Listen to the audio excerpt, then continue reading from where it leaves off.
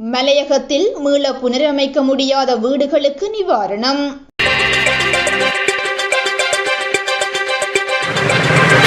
மலையக பகுதிகளில் உள்ள மீண்டும் புனரமைக்க முடியாத வீடுகளுக்கு 50 லட்சம் ரூபாவை நிவாரணமாக வழங்குவதற்கு அரசாங்கம் தீர்மானித்துள்ளதாக பெருந்தோட்ட மற்றும் சமூக உட்கட்டமைப்பு வசதிகள் அமைச்சர் சமந்த வித்யாரத்ன தெரிவித்துள்ளார்.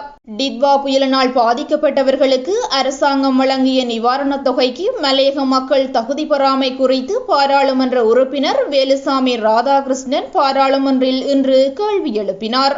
அதற்கு பதில் வழங்கிய அமைச்சர் சமந்த வித்யாரத்ன, அமைச்சரவையின் தீர்மானத்திற்கு அமைய சொந்த நிலம் மற்றும் வீடுகளை கொண்டவர்கள் டிட்வா புயலின் போது பாதிக்கப்பட்டிருந்தால் அவர்களது வீட்டின் முழுமையான பாதிப்புக்கு 50 லட்சம் ரூபாயும் பகுதியளவான சேதத்திற்கு 25 லட்சம் ரூபாயும் வழங்கப்பட்டது. ஆனால் மலையக மக்களை பொறுத்தவரையில் அவர்கள் வசிக்கும் லயன் வீடுகளோ அல்லது காணிகளோ அவர்களின் பெயரிலோ அல்லது அவர்களது உரித்துடையதற்கான ஆவணமோ இல்லை.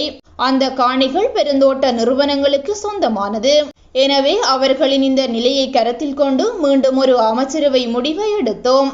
அதற்கமைய லயன் குடியிருப்பில் தங்கியுள்ள வீடுகள் அனர்த்தத்தினால் முழுமையாக சேதமடைந்தால் 50 லட்சம் ரூபாவையும் பகுதியளவான சேதத்திற்கான ஏனைய நிவாரணங்களையும் வழங்க தீர்மானித்தோம். அதற்கு மேலதிகமாக அனர்த்த முகாமைத்துவ குழுவின் ஆய்வுகளுக்கு அமைய ஏதேனும் வீடொன்று புனரமைக்க முடியாதளவு பழமையாக காணப்பட்டால் அதற்காக அவருக்கு புதிய வீடொன்றை நிர்மாணிப்பதற்காக 50 லட்சம் ரூபாவை வழங்க முடிவு எடுத்துள்ளதாகவும் அமைச்சர் தெரிவித்துள்ளார். அதே நேரம் மலையகத்தில் டிட்வா புயலினால் பாதிக்கப்பட்ட மக்களுக்கான புதிய வீடுகளை அமைப்பதற்கான காணிகளை தெரிவு செய்யும் பணிகள் தொடர்ந்தும் இடம்பெற்று வருகின்றன. சில காணிகளுக்கு இன்னும் இறுதி அனுமதி வழங்கப்படவில்லை.